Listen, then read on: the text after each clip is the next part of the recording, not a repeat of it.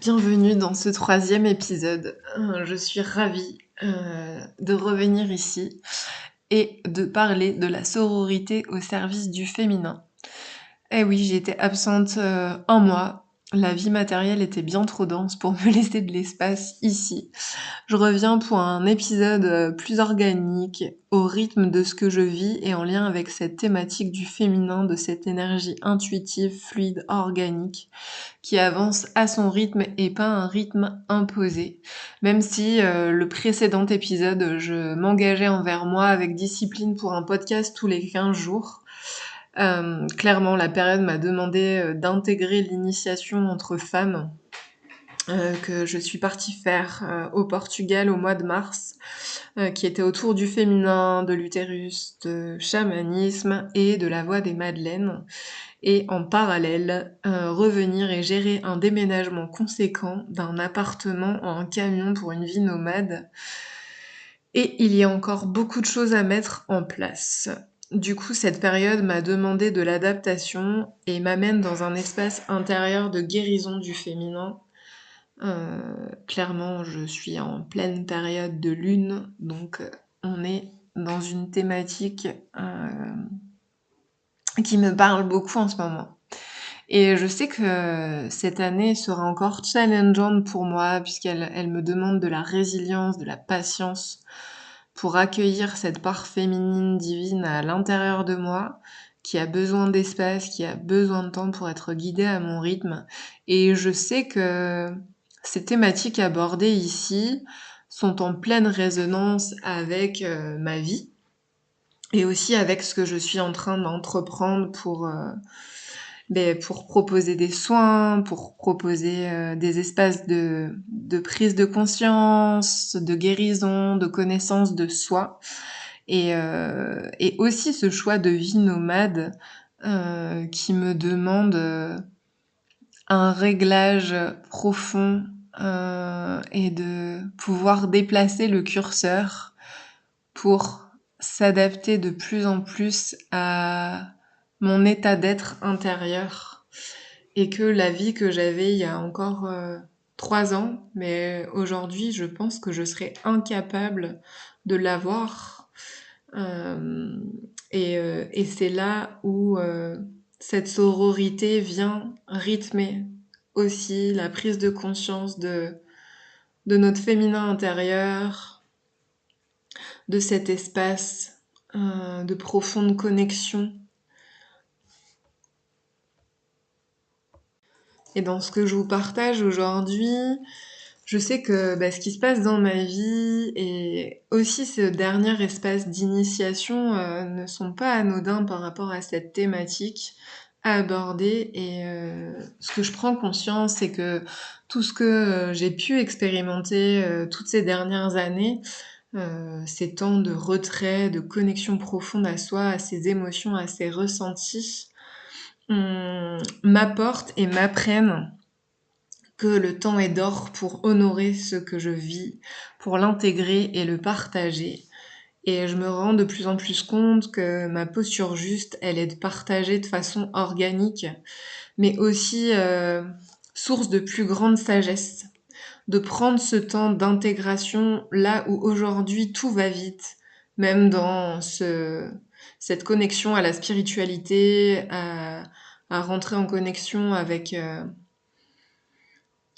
soi, tout va vite et on prend jamais vraiment le temps d'intégrer. Je vais prendre l'exemple des réseaux sociaux, on partage très rapidement et ce qu'on aura touché du doigt va perdre de l'essence et du sens et perdre l'essentiel de cette connexion au monde subtil. En tout cas, c'est vraiment ma propre expérience qui fait que j'ai pas vraiment partagé tout ce que j'ai pu vivre de façon à plus grande échelle. J'ai gardé ça pour moi dans mon intimité avec des personnes très proches, comme un trésor, comme une pierre précieuse, un diamant brut.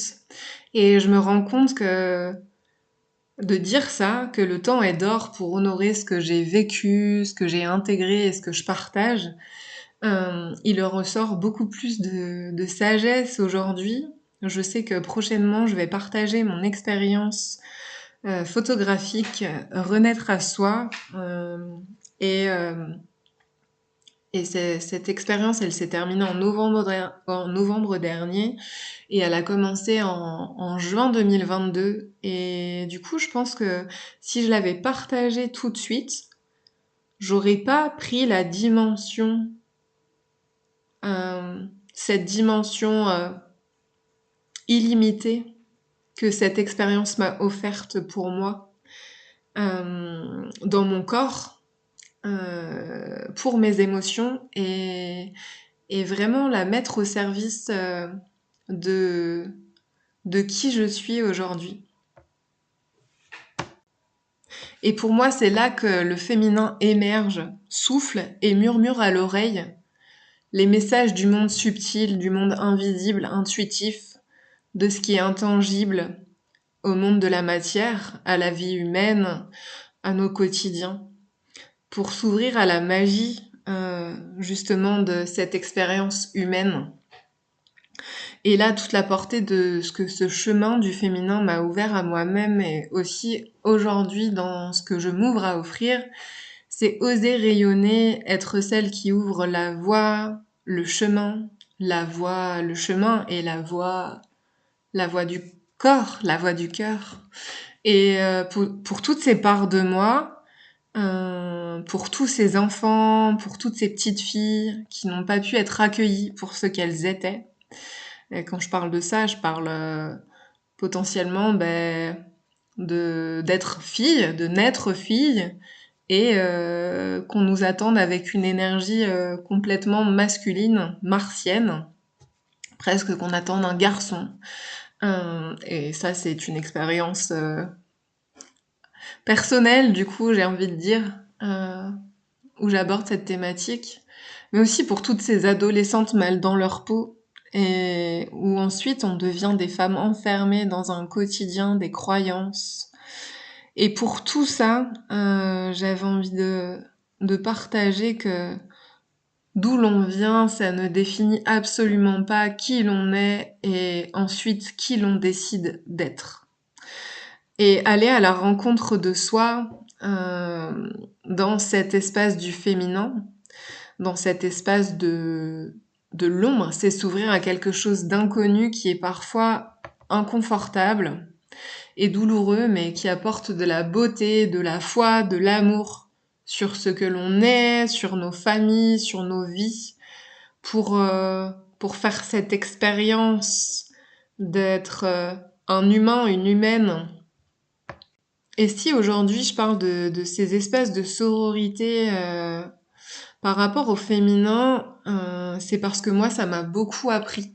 Ça m'a permis vraiment de rentrer dans un espace d'accueil plein, complet de mes émotions, de ce que je ressens. Depuis jeune, j'ai toujours eu cette énergie de militer, de revendiquer le droit des femmes. C'est pas pour rien que j'ai commencé ce podcast, quoi qu'il arrive, le 8 mars. De revendiquer sur nos corps, le respect. Alors, je vais utiliser des termes pas forcément très beaux, mais et qu'on arrête de nous prendre pour des vaches à lait, pour des morceaux de steak sur le marché de l'amour, des relations. J'avais déjà cette énergie-là à l'intérieur de moi, avec une énergie de combattante, avec beaucoup de rage, beaucoup de colère. Je pouvais mettre au défi les hommes, leur tenir tête, et pas avoir peur de m'en prendre une. Aujourd'hui, ça m'arrive encore, surtout quand je conduis sur la route et que je tombe sur un bip bip bip. Et si j'ai envie de partager ça, c'est que cette sororité, elle m'a permis de prendre conscience que aujourd'hui, ma colère, elle est souveraine. Elle permet de me faire avancer avec plus de rondeur et d'harmonie aujourd'hui. Là où je sortais les haches et les épées. J'ai plus envie de revendiquer, j'ai envie de m'exprimer, j'ai envie de prendre ma place dans ma famille, dans cette société. Et cela ne veut pas dire que la vie est rose et qu'il n'y a plus de problèmes relationnels. Il y a juste plus de paix à l'intérieur. Et j'ai cherché un mot qui pouvait exprimer le fait d'être au service avec la paix, pour que chacune de nous femmes prenne sa place, aussi pour nos grands-mères qui n'ont pas pu le faire, et pour les enfants et les jeunes femmes de demain. Alors le mot qui est venu et qui est pas mal utilisé en ce moment, c'est le mot activisme. Et si on prend la définition, voilà, il y a un système de conduite qui privilégie l'action directe. Donc on parle surtout dans les domaines politiques et sociaux.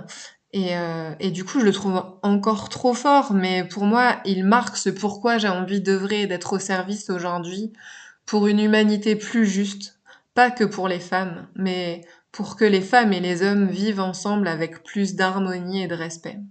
Agir pour un espace d'humanité, de respect de notre nature et de la nature, d'être une espèce qui respecte le vivant et d'être le vivant, d'accepter les cycles. Et quand je dis ça, il y a une part de moi qui est en train de me dire que je suis vraiment utopiste, mais j'ai envie d'y croire et j'y crois et je fais ma part tel le colibri. Et et cette sororité, ces espaces de guérison du féminin, pour moi, ils sont inséparables de ces espaces de guérison du masculin. Et je jongle toujours entre les deux, c'est toujours une partie de ping-pong pour trouver de l'harmonie, de l'équilibre. Et je sais que cette énergie martienne en moi, cette énergie qui m'a toujours caractérisée depuis enfant et qui me permet d'être là où j'en suis aujourd'hui parce que j'ai toujours regardé droit devant moi et j'ai toujours avancé quoi qu'il arrive. Et que ce Mars en moi, c'est mon énergie d'action, mais qu'aujourd'hui elle a beaucoup changé et elle est aussi plus souveraine. Et j'ai envie d'aborder cette partie-là parce que pour moi, elle me montre que j'ai fait la paix avec mes pères masculins, mais aussi la paix d'être une femme, avec avec l'accueil de cette énergie à l'intérieur de moi, de toutes ces énergies, parce que l'énergie féminine, elle est multipotentielle. Pour la mettre au service d'accueillir ce féminin puissant et divin à l'intérieur de moi. Et, euh, et j'ai envie aussi de dire que cette expérience, ces expériences-là, elles me permettent de vivre une vie plus épanouie, de suivre ce qui m'inspire même, être en paix avec moi et m'aimer inconditionnellement. Et quand j'aborde ça, c'est de dire pas quand je suis parfaite, comme on m'a fait croire que je devais l'être, mais bien que l'on m'aime ou que j'aime ma vie parce qu'il y a de la joie, mais parce que j'aime tout de cette vie. Et là où je vous parle, je prends ce temps aujourd'hui où je suis en pleine tempête intérieure, mais aujourd'hui, le Mistral, il souffle avec douceur et du coup, je suis en capacité de partager ça avec plus de douceur déjà pour moi-même et plus d'amour, de m'être regardée dans ce miroir, dans cette tempête, dans ce Mistral cinglant et de m'être accueillie dans ce que je pouvais trouver moche, laid, méchant, hideux chez moi avant, quand j'étais pas parfaite, quand j'allais pas bien, quand quand je reniais, je rejetais cette part sensible qui, je sais, aujourd'hui est à mon service. Et c'est en ça, pour moi, que ces espaces de sororité, ces espaces où on va voir à l'intérieur, sont au service de notre féminin, pour apprendre à écouter, à s'écouter, à ralentir, à accepter qu'il n'y a plus de ligne de temps et que c'est juste un espace profond avec soi-même qui vient révéler des choses inconfortables, mais aussi des pépites. Et tous ces espaces de sororité, dont cette dernière initiation, qui a été très puissante. Et avant de partir, j'avais un pressentiment que cette semaine, elle allait pas être une semaine de connexion et de partage avec les femmes avec qui j'allais faire cette expérience. J'ai senti beaucoup de résistance à l'idée d'être dans ce groupe. Et cette semaine s'est révélée être challengeante, où le groupe a montré de la désunion, du non-accueil de ce féminin blessé. Et beaucoup d'espaces ont touché ce masculin jugeant et blessant aussi. Et quand on peut entrer dans cet espace d'être vu et reconnu dans sa fragilité, c'est dans cet espace que le masque tombe, que le cœur s'ouvre et que la vulnérabilité permet d'être authentique et révèle la beauté de l'humanité et de toutes les initiations. Elle a révélé la beauté de ce que nous étions capables d'être ensemble. C'est-à-dire une individu pleine et complète de ce qu'on pouvait être à ce moment-là. Et ça a montré l'ombre en chacune de nous pour ensuite nous révéler notre propre lumière. En tout cas, c'est ma lecture. Parce qu'on était vraiment en miroir et chaque expérience qu'on partage avec une femme et qu'on ne choisit pas, on se remet à quelque chose de plus grand, de plus subtil, qui vient nous éclairer, qui vient nous faire prendre conscience. Et je discerne à l'intérieur de plus en plus les contours de ma médecine, de ce terreau noir et fertile d'où je viens, et qui me nourrit aujourd'hui. Et d'avoir confiance en cette voix intérieure qui est là et qui est authentique et qui ne ment pas et qui révèle toute la beauté de cette expérience de vie. Et je sais aujourd'hui pourquoi ces pratiques en cercle, dans l'intimité d'une retraite, d'une initiation autour de cette voie, de l'utérus, du corps, de l'amour de soi, a été un chemin de guérison. Et ce pourquoi j'ai à mon tour cet appel à répondre d'être une guérisseuse parce que j'ai guéri. Pas parce que c'est à la mode, parce qu'aujourd'hui, en toute authenticité, je sais que je suis cette femme qui ouvre le chemin, de cette aventurière qui vit, éprouve des difficultés de mes expériences, pour que je puisse marcher avec plus de fluidité et révéler ma lumière, mais aussi pour faire de l'espace pour les autres femmes qui souhaiteront marcher à mes côtés pour se rencontrer, pour marcher avec plus de fluidité et révéler la lumière du cœur derrière les ombres sombres de la peur. J'ai souvent cru que je n'étais pas assez intelligente, assez formée, assez cultivée, assez capable. Et j'ai mis du temps à oser ouvrir des espaces, à oser me révéler au grand jour, à me montrer, aussi aux yeux de ma famille, aux yeux de personnes qui pouvaient me juger. Et aujourd'hui, je sais que j'ai cette sagesse du cœur qui me porte depuis mon plus jeune âge sur cette voie de l'amour brut, de l'amour de soi avec un grand A, parce qu'on a ce potentiel d'être multipotentiel, d'être ombre et lumière. Cette porte que j'ai ouverte il y a déjà bientôt 10 ans pour trouver des réponses à mon inconfort de vivre mes relations familiales et amicales. Et j'ai ouvert la porte du soi, mais pour ouvrir la porte du nous. Et que la plus belle rencontre, c'est de se rencontrer ensemble. Ici, je parle beaucoup au jeu, parce que je parle que de mes expériences. Et je ne peux pas faire autrement que de parler de moi pour qu'on se parle de nous dans l'union de qui je suis, qui nous sommes. Et j'aurais plaisir d'échanger avec toi pour aborder ces différentes thématiques, pour accueillir ton point de vue.